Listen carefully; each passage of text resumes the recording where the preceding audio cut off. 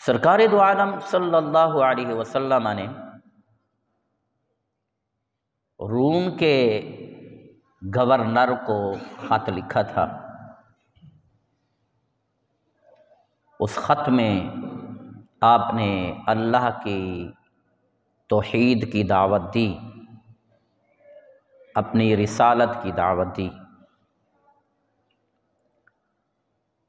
تو روم کے گورنر، روم کے بادشاہ نے اس بات سے انکار کر دیا، بلکہ اعلان یہ کر دیا تھا عرب کا کوئی باشندہ بھی تمہیں ملے اسے قتل کر دینا، اس کی گردن اڑا دینا۔ حضور صلی اللہ علیہ وسلم نے حضرت حارث بن عمیر رضی اللہ تعالی عنہ کو یہ اپنا مخطوط شریف دے کر بھیج دیا کہ آپ جائیں، اس وقت کے روم کے گورنر کو یہ پیغام پہنچائیں۔ تو حضرت حارث بن عمیر رضی اللہ تعالی عنہ جب روم کے گورنر کے پاس دربار میں پہنچے، اس کے پاس پہنچے تو یہ خط انہیں دیا تو وہ آگ بگولا ہو گیا۔ تو حضرت حارث بن عمیر رضی اللہ تعالی عنہ کو اس نے شہید کر دیا تھا۔ سرکار مدینہ صلی اللہ علیہ وسلم کو جب یہ خبر ملی تو آپ علیہ السلام نے صحابہ کرام علیہم رضوان کو تیار فرمایا۔ اس میں آپ نے صحابہ کرام علیہم رضوان کو رہنمائی فرمائی کہ سب سے پہلے جا کر اسے کلمہ توحید کی دعوت دینی ہے،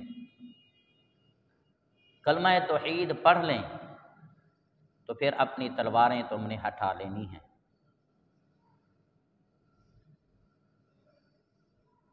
تو حضور صلی اللہ علیہ وسلم نے تقریباً 3000 جان نثار تیار فرمائے۔ کتنے؟ 3000۔ یہ جان نثار مدینہ شریف سے شام کی طرف رومیوں کے پاس ان کی طرف آپ نے روانہ کیا۔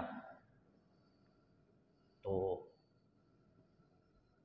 جب یہ شام میں مقام ہے، اس کا نام ہے موتا۔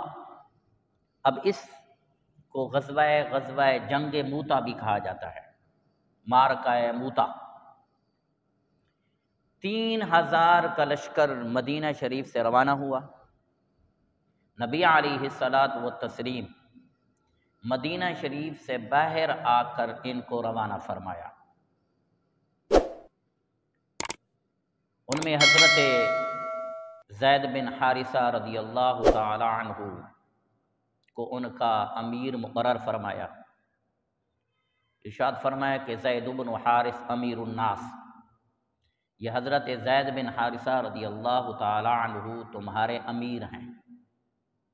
فَإِن قُتِلَ، اگر یہ شہید ہو جائیں تو پھر جعفر بن ابو طالب، پھر حضرت جعفر بن ابی طالب، سیدنا علی المرتضیٰ شیر خدا کے بھائی جعفر طیار رضی اللہ تعالی عنہ، فرمایا کہ پھر وہ تمہارے امیر ہیں۔ فَإِن قُتِلَ، اگر جعفر رضی اللہ تعالی عنہ شہید ہو جائیں تو پھر حضرت عبداللہ بن رواحہ تمہارے لشکر کے امیر ہوں گے۔ اگر یہ شہید ہو جائیں تو پھر تم جس کو چاہو اپنا امیر مقرر کر دینا۔ تو حضور صلی اللہ علیہ وسلم نے جب یہ لشکر روانہ کیا نا تو لشکر رواں دواں ہوا، تو ان میں حضرت عبداللہ بن رواحہ رضی اللہ تعالی عنہ ٹھہر گئے۔ چونکہ یہ جمعہ کا دن تھا، دل کے اندر یہ تڑپ تھی کہ سرکار مدینہ صلی اللہ علیہ وسلم کے پیچھے نماز جمعہ ادا کروں گا۔ نماز جمعہ پڑھنے کے بعد پھر میں رواں دواں ہو جاؤں گا، لشکر کے ساتھ پہنچ جاؤں گا۔ اللہ اکبر۔ باقی صحابہ کرام چلے گئے، انہوں نے جمعہ نماز ادا نہ کی، اسی وقت پھر فوج چل پڑے۔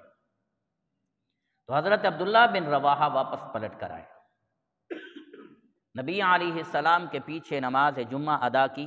یہ بات بڑی قابل توجہ ہے، حقیقت بات ہے، بہت ہی قابل توجہ بات ہے کہ سیدنا عبداللہ بن رواحہ واپس پلٹ کر آئے، مدینہ شریف میں مسجد نبوی میں سرکار کے پیچھے نماز جمعہ ادا کی۔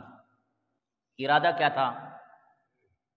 نیکی ہے نا جی، جمعہ پڑھنا ثواب ہے نا جی، پھر مسجد نبوی ہو، پھر سرکار کے پیچھے ہو، عام سی بات تو نہیں ہے جی، یہ تو نصیبوں والی بات ہے نا جی۔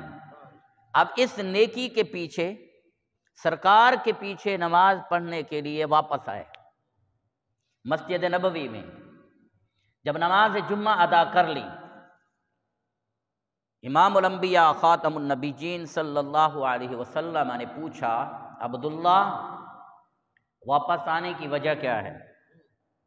عرض کی، آقا اس لیے واپس آیا ہوں کہ نماز جمعہ ادا کروں گا آپ کے پیچھے، پھر اس کے بعد سواری پر سوار ہو جاؤں گا، لشکر کے ساتھ جا کر مل جاؤں گا۔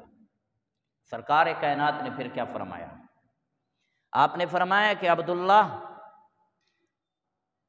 یہ تمہارا لشکر سے پیچھے رہ جانا، لشکر کا پھر آگے چلے جانا، اور تمہارا نماز جمعہ ادا کرنا، لو انفقت ما فی الارض ما ادرکت، اگر دنیا و ما فیہا میں سب کچھ بھی آپ اللہ کی بارگاہ میں خرچ کر دیتے، لیکن یہ ہے کہ تم اس لشکر کے ساتھ اس وقت نہیں گئے جو انہوں نے ثواب پایا ہے، تمہیں وہ ثواب نہیں ملا۔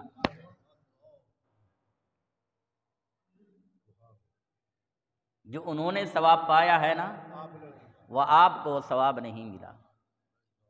آپ بتلائیے، سرکار کے پیچھے نماز ہو بھی مسجد نبوی میں، صحابہ رسول کا جذبہ بھی دیکھیں، عشق بھی دیکھیں، اب اس کے باوجود سرکار نے کیا فرمایا؟ سرکار نے فرمایا کہ نہیں عبداللہ، جو پہلے چلے گئے ہیں انہوں نے جو ثواب کمایا ہے، آپ نے اس کے مقابلے میں تو کچھ ثواب کمایا ہی نہیں ہے۔